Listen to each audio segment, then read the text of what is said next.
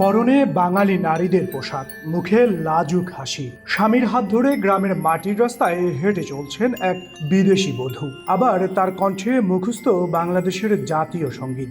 আমার সোনার বাংলা, আমি তোমায় ভালোবাসি।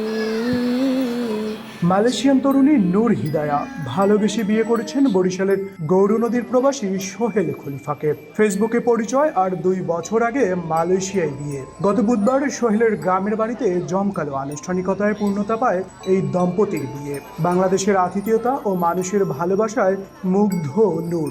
Lagi semua orang layan saya dengan baik. Diorang jaga makan.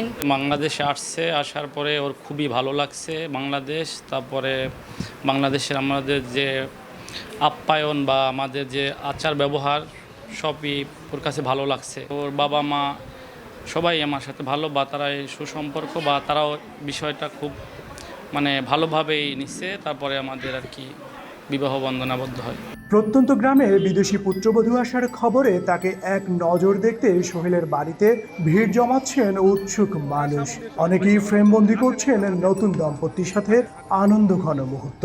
বাহিরের দেশের একটা মেয়ে আমাদের দেশের পুত্রবধূ হয়ে এসেছে, এটা আসলে আমাদের কাছে খুবই ভালো লাগে এবং আনন্দের একটা ব্যাপার। নাতি বউ দেখে ভালো লাগছে। আমাদের কালচারটা তার কাছে কেমন লাগে, আমাদের খুব ভালো লাগছে। ভৌগোলিক দূরত্ব আর সংস্কৃতির দেয়াল পেরিয়ে নূর ও সোহেলের ভালোবাসার গল্প বলে প্রেম আসলেই সীমানাহীন। মেহেদী হাসান বাপ্পি, সময় সংবাদ, বরিশাল।